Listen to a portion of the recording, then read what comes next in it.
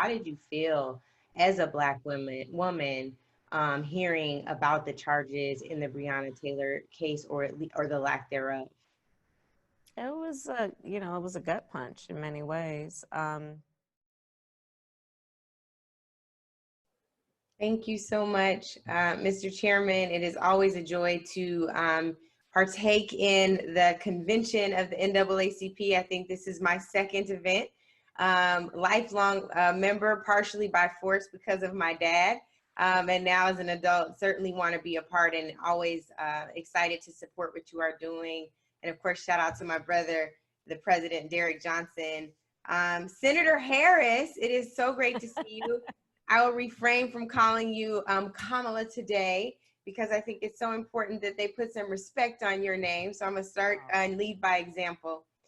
We know you are in the middle of debate prep. I wish I was in the room with you to give you some one-liners, but hopefully we can get you ready and most comfortable today. How are you doing? How are you feeling? I am well, Angela. It's so good to see you. And I just want to thank everybody, Chairman Russell, for that introduction. Thank you for mentioning not only the head of the NAACP, but also my pastor, Dr. Amos Brown.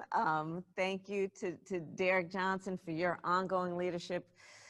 We talk so often these days about the importance of everything that is at stake and making sure everyone's voice is heard. So it's good to be with everyone. And Angela, it's so good to see you. And I'm good, one day at a time, 39 days before an election that will determine the course of, history for generations to come.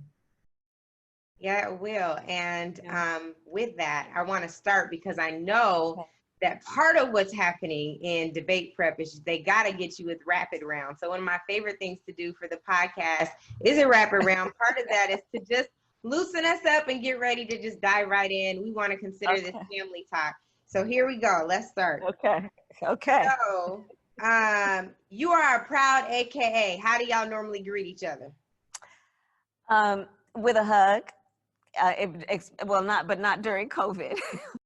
Okay, what do you guys say? What's the little thing you say? Greetings, soror. Thank you. I was looking for a ski week, but I'll take it. When you go through the process of becoming one, then we can have that conversation. Not happening. I am Black and not Greek. I'm an Eddie Raj child. Okay, next one. Did you know that you and Snoop Dogg share a birthday? I did. I actually did.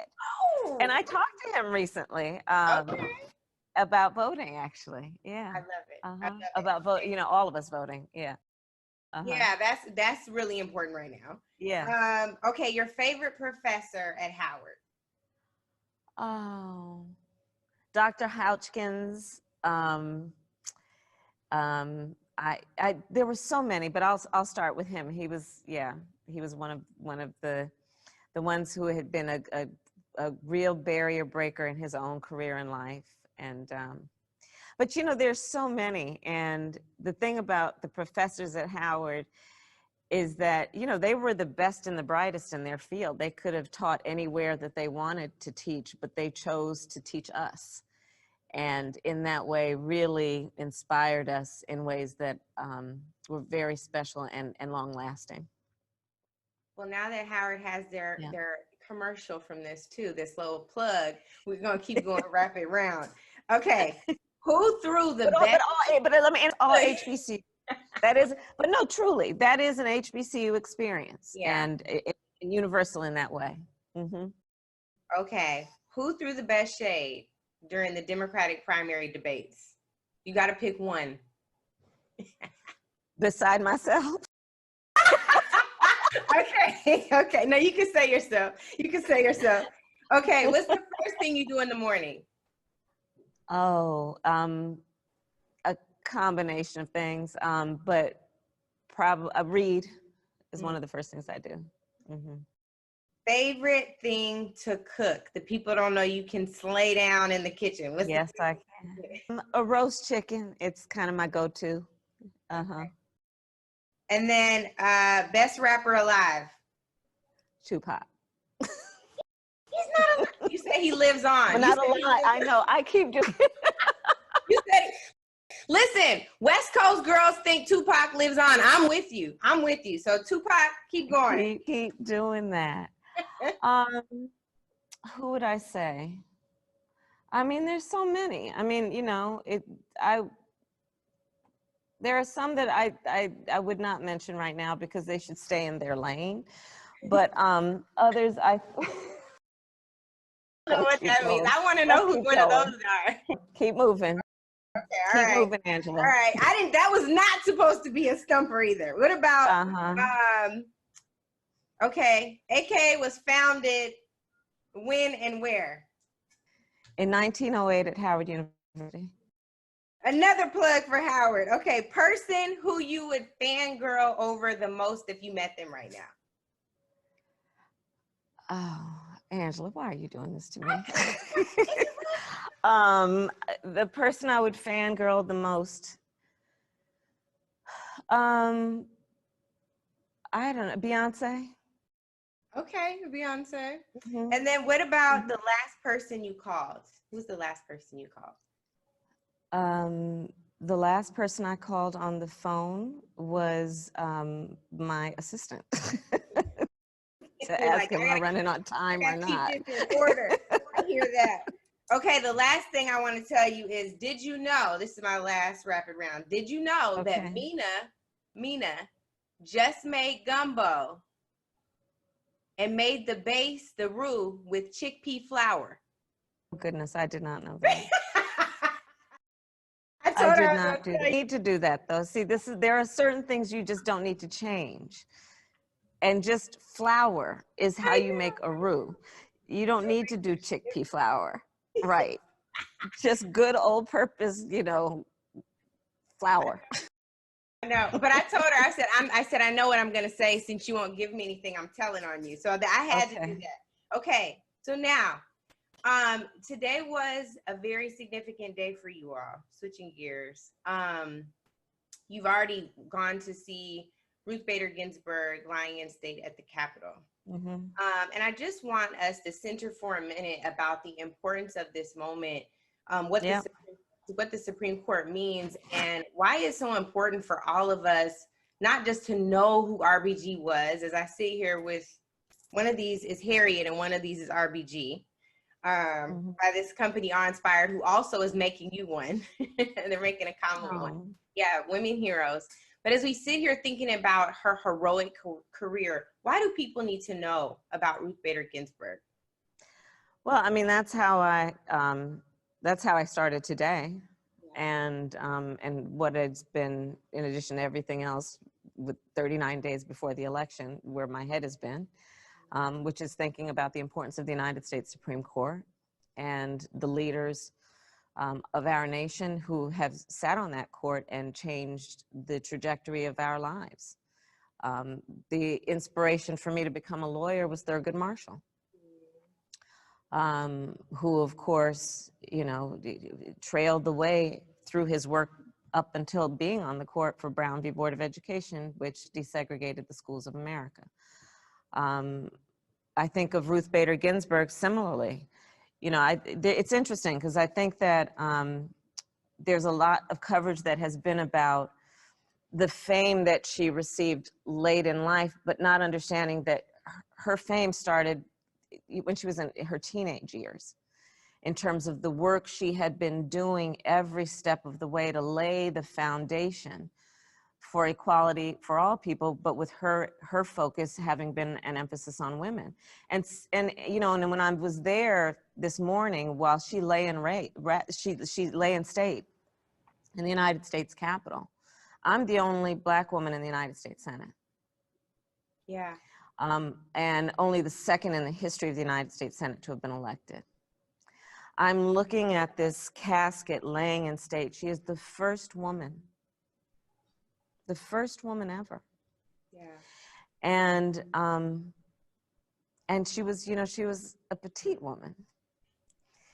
And there was such an inverse relationship between her size and her stature, in terms of everything she achieved on, you know, in our ongoing fight for civil rights. I think if you look at her jurisprudence, if you look at the way she set up the cases along the way, it was very much of that same methodology that Thurgood, along with Charles Hamilton Houston and Constance Baker Motley, how they were thinking about how you set up precedent one block at a time.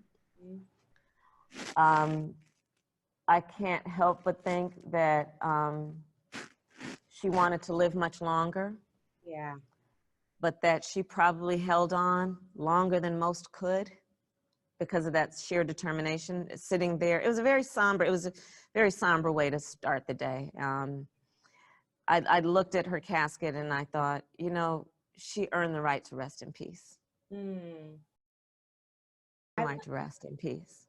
And yet we find ourselves in this position where the same day that we found out she was no longer with us, you know, Donald Trump was tweeting about what he planned to do with his nominee. You just, of course, mentioned Constance Baker Motley. Now, you did in your acceptance speech as well for the vice presidency. Who do you think, because we also know that Vice President Biden has committed to nominating a Black woman to the Supreme Court. When you think of some of the women who have inspired you, some may be your peers. Some of us thought you would be a great Supreme Court justice. Well, we want you to have all the jobs, apparently. But what are you thinking about? You know, who would be some great women, Black women, that could serve in that role? To the extent there are so many. I'm not going to name any names. That Joe Biden will create his list at the appropriate time. But there are many names of women I have worked with over the years who each have been trailblazers. And the thing that I know about Black women, whatever we do, but in particular in the profession of law, because so many have been the first, is that when you are looking at who we're talking about, you will see some of the brightest minds in law, as well as some of the people who are the most civic-minded, people who have lived a life of service, and all in the fight for justice for everybody. And so, you know, you and I have talked about this many times. You know, many of us may be the first to do many things, but there are a whole lot of us. Yeah. I think that people mean it as a compliment sometimes when they look at you and say, you know, oh, you're special. I think they may mean it as a compliment, but I think there's another side to that, which is to suggest you're the only one like you, and therefore that you are alone.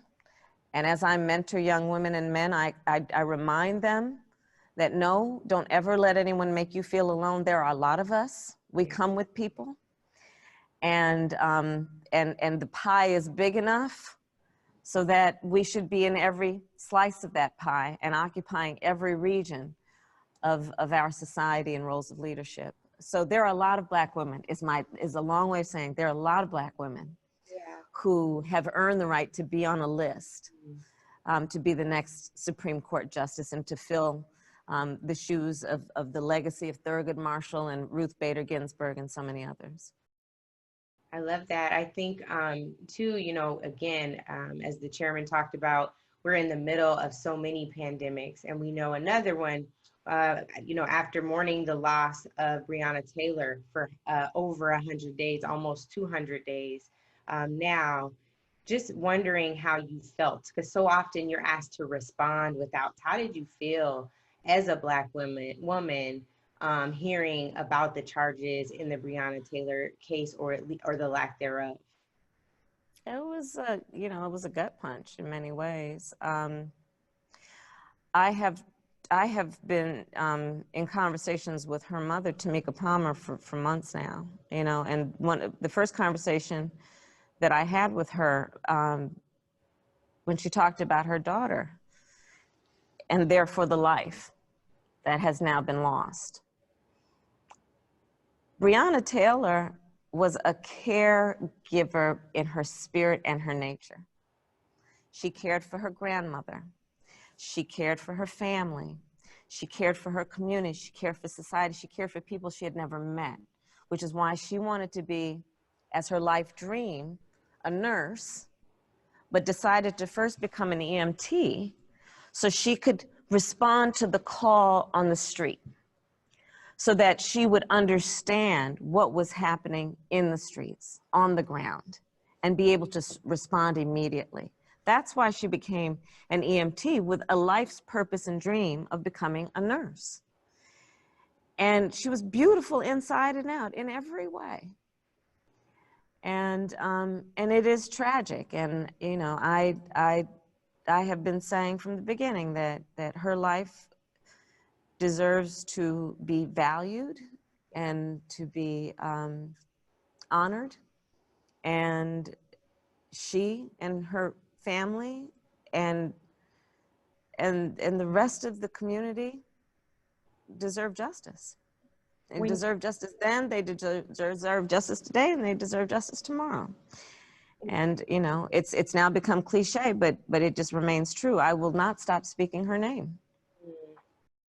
And speaking of speaking her name, the Attorney General in the state, Daniel Cameron, did just that at the RNC. He spoke her name, and then there are these charges for bullets shot into the home of her white neighbor, but not bullets that killed Breonna Taylor. Given the fact that you were a prosecutor, would you have pressed charges against the 3 officers involved in the case? Well, I don't know all the details of the case, but I will say this, that there needs to be transparency about what happened, and that family and that community deserve justice. Yeah. And that's just the bottom line. So speaking of justice, I know that you attended at least one that I know of, one where you were caught, a BLM protest, kind of incognito, and you went to just stand in solidarity. How does that compare, right, to the way Donald Trump talks about Black Lives Matter as a terrorist organization? What do you say back to maybe some of his supporters and folks who are confused about what BLM actually stands for and what it means, especially with given the fact that Patrice and Opal and Alicia were on the front page or the cover of Time magazine as 100 women or 100 people now who are changing the world. Well, and good for Time magazine for doing that, because they have. And the brilliance and the impact of Black Lives Matter and their brilliance in conceiving it,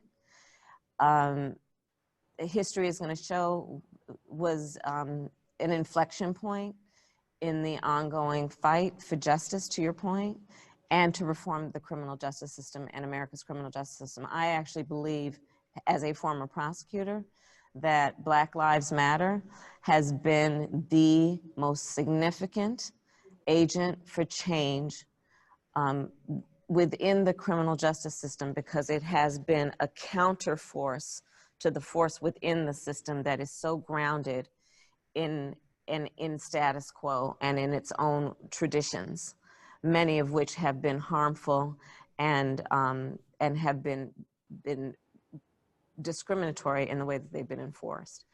So being there, you know, being at the protest, I mean, I grew up in protests. My parents were active in the civil rights movement, as you know, so it's nothing new. I've been in marches since I was in a stroller. When I was at Howard University, I was protesting against apartheid. I mean, it's nothing new for me. But being there at this point, in terms of you know, honoring the life of George Floyd and Breonna and Ahmaud Arbery, and you know, we can go down the list. Sadly, a long list. It is about, I think, a community and the country speaking out, understanding that nothing that we have achieved that has been about progress in this country has come without a fight. Mm-hmm. Nothing that we have achieved in our country that has been about progress, in particular around civil rights, has come without a fight. And so I always am going to interpret these protests as an essential component of evolution in our country, as an essential component or mark of a real democracy, and as necessary, as necessary. The people's voices must be heard. And it is often the people who must speak to get their government to do what it is supposed to do, but may not do naturally unless the people speak loudly, and obviously peacefully, but speak loudly. You mentioned the name of George Floyd, and of course, you led the charge with Senator Booker and the Congressional Black Caucus on the House side for the George Floyd Justice in Policing Act. Is that a bill, Senator Harris, that you would urge Vice President Biden to sign into law in his first 30 days, for example, as president? So the Justice in Policing Act, and yes, Cory Booker, my brother in the Senate, we led it on the Senate side, but then got a lot of senators to sign on to it. In the House side, our fellow members of the Congressional Black Caucus, and brought together a bipartisan group to support it. And it does a number of things which Joe Biden has, without any hesitation, said that he will do in our administration. Including banning chokeholds and carotid holds. Let's be clear, George Floyd would be alive today if those carotid and chokeholds had been banned. Creating a national standard for use of force. Why is that important? Well, because where there have been cases that might be able to go to court where an officer has used excessive force, it is often the case that the standard that's applied makes it difficult to actually prove the case and win the case. Because here's what happens. In many jurisdictions, in the case of excessive force, the question that is asked is, was the use of force reasonable? And as we know, you can reason away just about anything. So what we're saying is no, the fair question to ask is, was that use of force necessary? And so that's about changing the standard. One of the things that Joe Biden feels strongly about is we need to have basically a national center where we are keeping the names and keeping track of police officers who have broken the rules and broken the law. Why? Well, because, again, so many of the cases don't go to court because they may not be provable based on the standard, or there's a prosecutor who is unwilling to do it. So, but they will often go through administrative hearing, right? And so it may result in that police officer being fired. But because there's been no court record of it and no established record of it, that officer can move to another jurisdiction and apply to another police department, and that record doesn't follow them. So we're saying there needs to be a central database with this information so we can keep track of these things. We will eliminate the death penalty. We will eliminate private prisons, eliminate cash bail. I've been a leader on that in the United States Senate.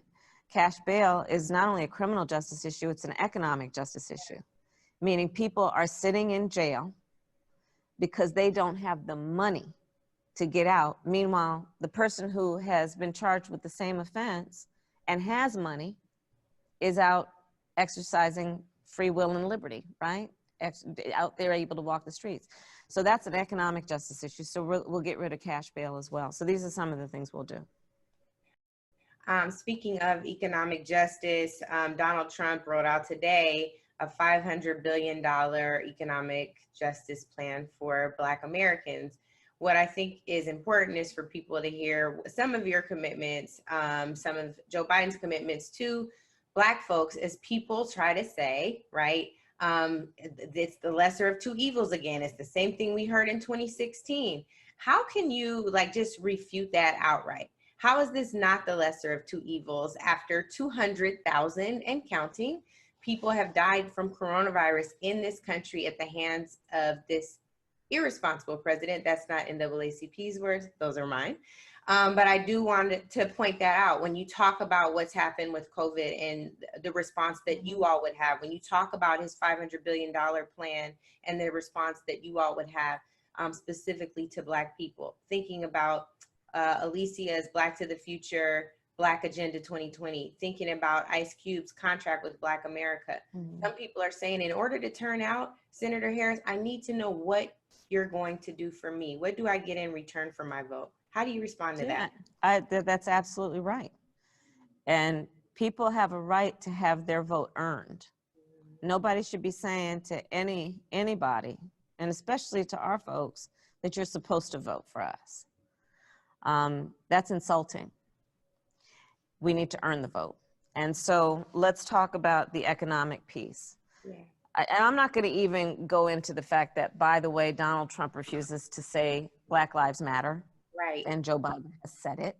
But let's put that aside. In terms of the proactive, right, earning the vote. One of the things that is very important to Joe Biden and certainly to all of us is that we understand, you know, when you talk about criminal justice, we've got to reimagine public safety and how we achieve it. And here's what I mean. If you go into any upper middle class neighborhood in America, you will not see the kind of police presence you see in other neighborhoods. But what you will see are well-funded public schools. What you will see are high rates of home ownership. What you will see are small businesses that have access to capital. What you will see are communities that can get health care and afford it, including mental health care. What you will see are people who have jobs that allow them to get through the end of the month without worrying about whether they can feed their children. Healthy communities are safe communities.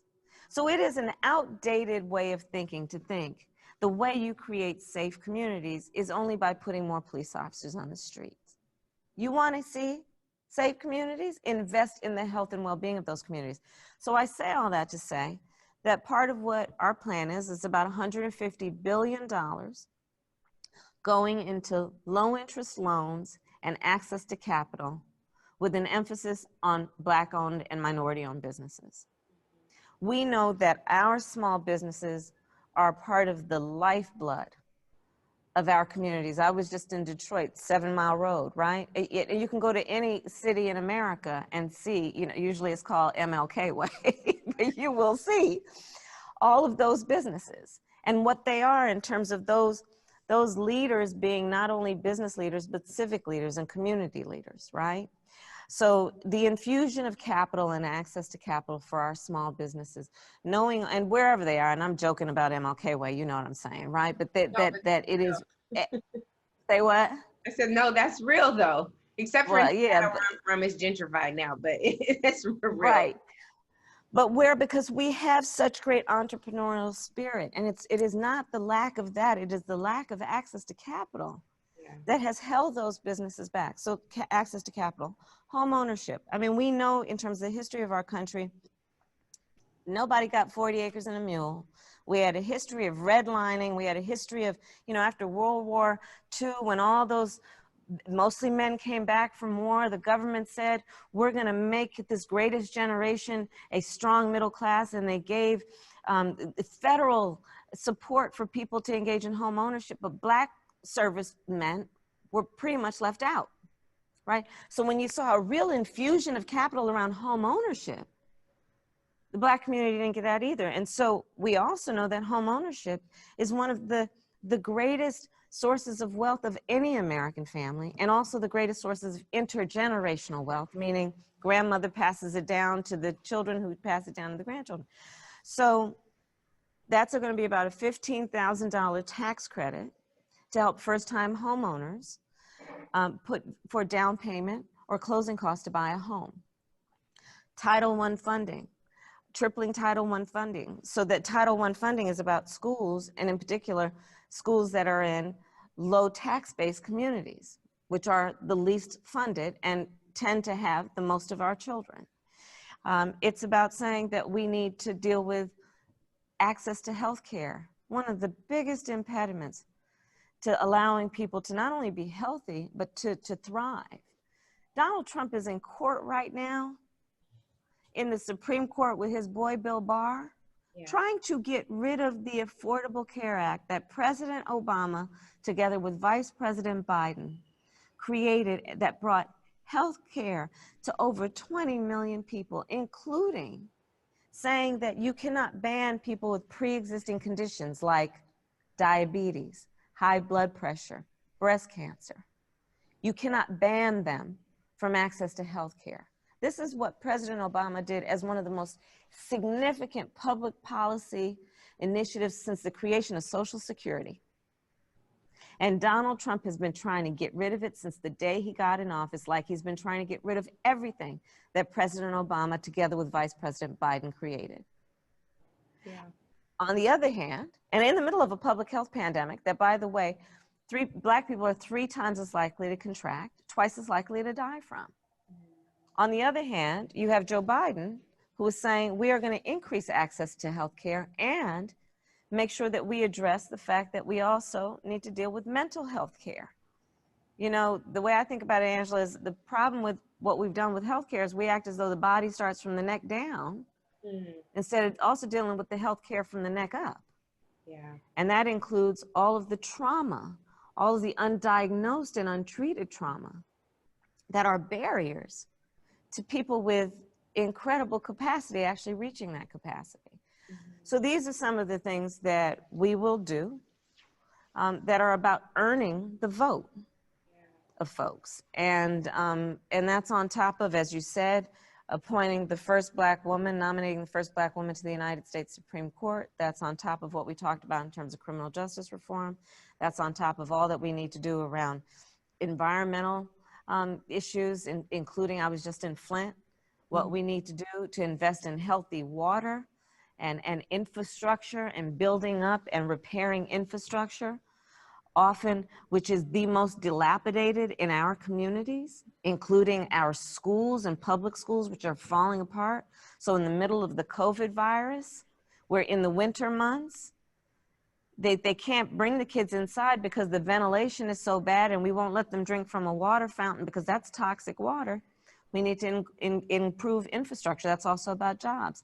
These are the things that we will do. And so I do believe that is a very, very strong foundation of what is necessary, not only to get us to the next phase and to build back better, as we say, but also to acknowledge the inequities that have long existed that need to be addressed.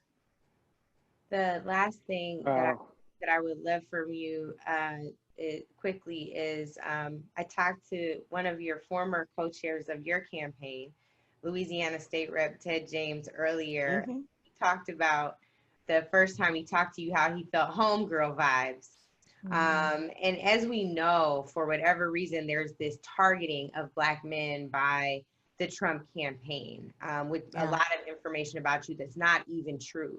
So as you think about your homegirl vibes, and one of my favorite things about you is not only how well you listen to us, but when you come back, even if I'm hollering or whatever, it's always this calm, even-keeled, this is just what we got to do. So if you had a moment to talk to young Black men, especially young Black men, about why it is so important this time that they vote and, vote and participate, vote and engage others, what would you say to them if this was your message that was going to go straight into their homes?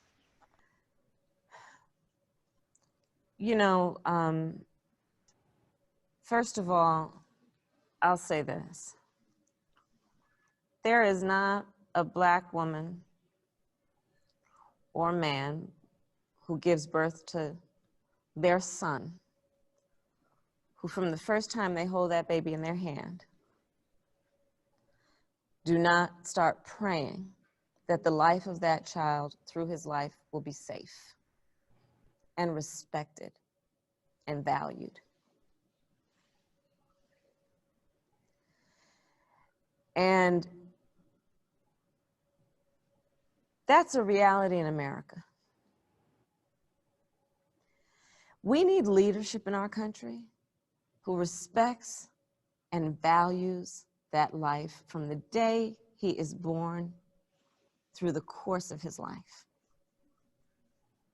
in a way that understands and respects the role historically that he has played to help build this nation, and the role he plays around the world in his role of leadership. And we have so many examples of that. That history, which, by the way, Donald Trump is trying to ignore or erase. See the 619 project, 1619, right? So there is that. On the issue of voting, I would say this. And this is to everybody. You know, from forever, they've been denying us the right to vote. That's why John Lewis shed his blood on the Edmund Pettus Bridge. They have put in place poll taxes. They have tried to purge the voter rolls. We'd be talking about Governor Stacey Abrams if the kinds of obstacles that they have tried to put in the way of Black people had not been there. You can look at after Shelby v. Holder, the United States the Supreme Court gutted the Voting Rights Act, and almost 24 states put in place laws that were designed to suppress or intimidate Black people from voting, so much so that in North Carolina, a court of appeals said that that law was passed by that legislature with, quote, surgical precision to make it difficult for Black people to vote. And I bring all of this up, Angela, when you ask about voting, to say this. It is critical that we honor the ancestors, of which John Lewis is now one, who shed their blood for our right to vote. And for that reason that we vote. It is critical we vote because everything is on the line, from health care to access to capital to the criminal justice system. And the decision we make about who will be the next president of the United States will determine the outcome of all of those issues.